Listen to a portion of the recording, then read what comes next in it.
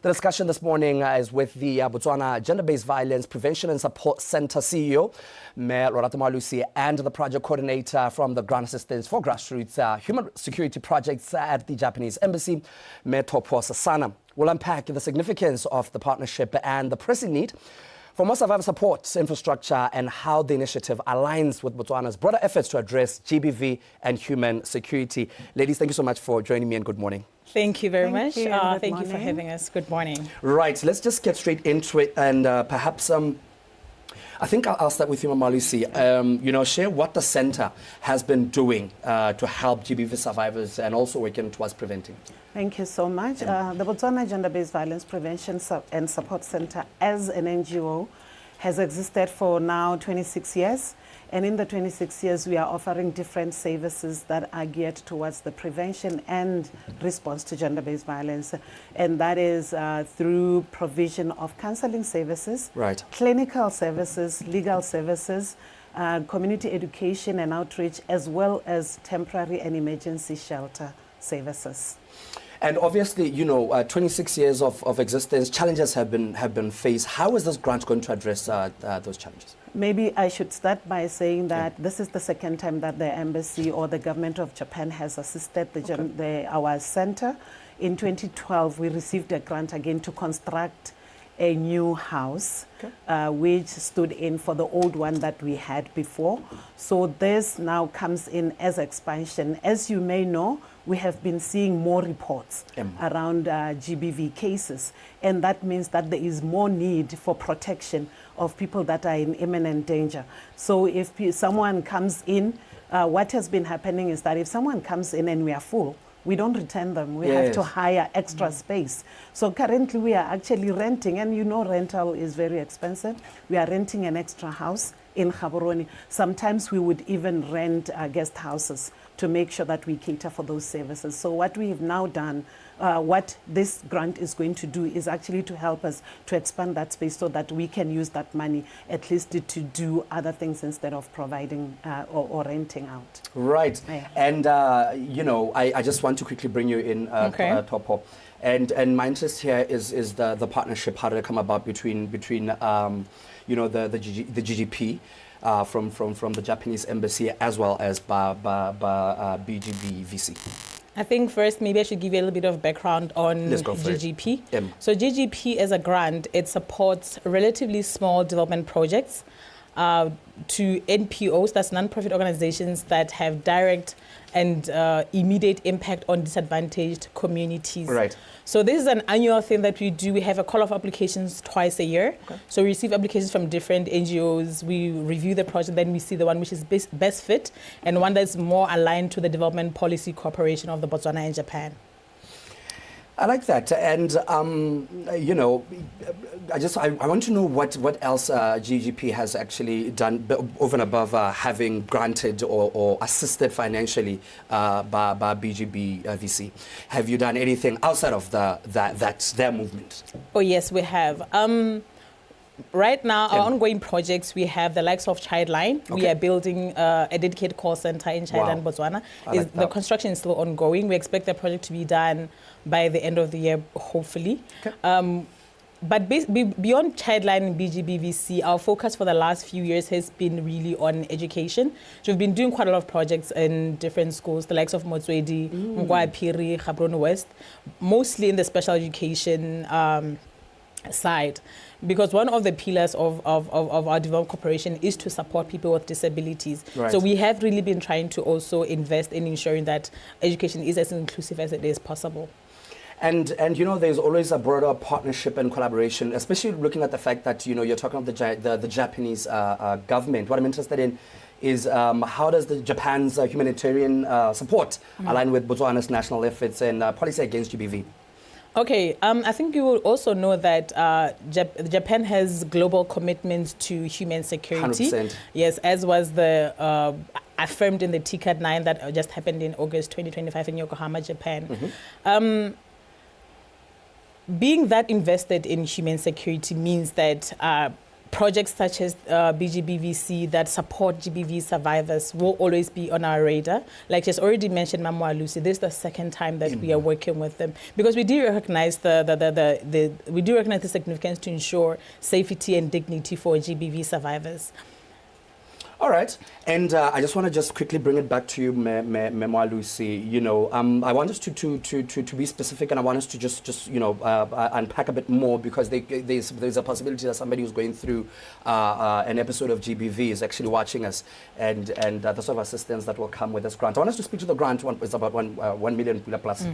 And the different initiatives over and above infrastructure development with regards to creating more space for GBV survivors. What else is there that this grant will address? The grant is actually going to specifically address construction of 4 studio pads. 4? Yes. Okay. To increase what we already have. Capacity. And yes, and maybe just to mention that when people are in the shelter, we mentioned that it's a temporary and emergency shelter. So when people are in the shelter, they are assisted with different services from counseling. They receive counseling, they are referred, with accompaniment if they need to go and see any other service provider outside the center. And then we also provide them with everything that a person needs when they are at home. Yes. That would be food, that would be cleaning materials, that would be toiletries. They do their own cleaning, they do their own laundry and their own cooking, but they are staying with a staff member 24 hours so that in case they have certain episodes, they're not feeling well or they are triggered by anything while in the center, there is someone who is providing first aid or first-hand support for them before their counselor can come in. They also receive clinical services, like I said. Yes, so all those services are available, and we also try as much as possible to ensure that they are comfortable because this becomes their home for a certain period of time. Some of them come with children, and we try as much as possible to do continuity of education when they are in the center. So we would put them in there are some schools that we work with where we put them so they can continue with their education. I am emphasizing this also to emphasize the fact that the shelter, all our shelters around the country, Gaborone, Francistown, they are in undisclosed locations, obviously for security and safety of the clients. And the security is very, very tight. I like that, and I think maybe that could be one of the success stories. I mean, like earlier on, you mentioned that a survivor or somebody who's gone through the challenging advents of GBV would come to that, but you can't turn them away because of the situation that they're in. Perhaps if we just share what I would consider success stories. I don't know if that's the most operative way of putting it, or testimonies that can illustrate the importance of the continued investment in gender-based violence prevention and survivor support. There are people that actually come into our shelters and have had to be relocated. Okay. Yes. And there's a story that I love of young boys who have come with their mother, and they were relocated to a country outside Africa. And when they got there, they were telling their mother's family members that, hey, they used to talk to their mother and say, Mama, that hotel where we stayed at was very nice. The aunties were nice. The food was nice. Everything. So I'm saying this just to demonstrate that we try to create an environment that is as ambient and as homely as possible, so that when people are there, they can. It's also an environment for recovery. It's an environment for people to think through what they have been going through, and to map a way forward or a path of how they can heal from what they have experienced.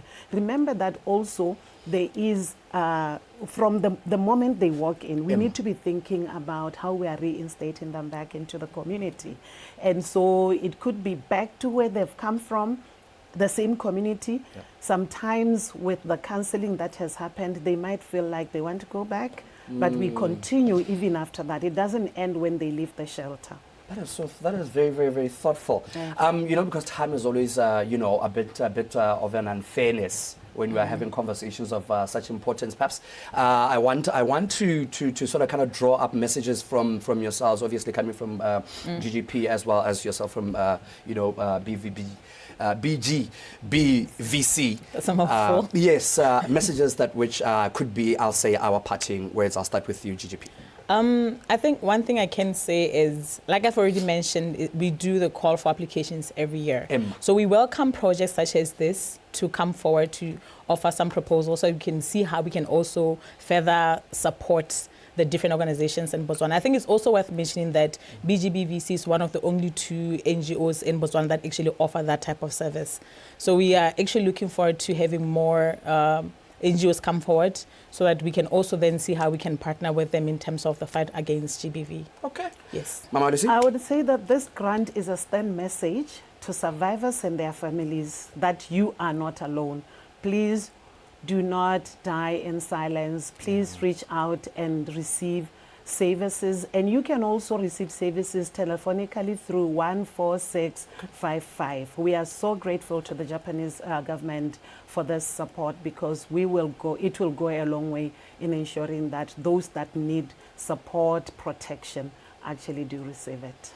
Moalusi, alongside Ms. Sesana, thank you so much for popping in to share with us the success of this particular partnership and the sort of steps that we're taking, from an organizational point of view, an NGO at that, to help government in the fight against this cancer that is known as GBV. Thank you so much. We'll keep in touch with yourselves. Thank you for having us. Thank you for having us. Right. And of course, I was chatting to the CEO of the Bgbvc, Mayor Lorato Moalusi Jalo, alongside, coming the project coordinator from the grant assistance and for Grassroots Human Security Projects at the Japanese Embassy. And we're just basically talking about the grant that which the Japanese government has since presented to by Bgbvc Jalo in the fight against GBV. 11 o'clock kickstarts the Botswana Bulletin. Good morning.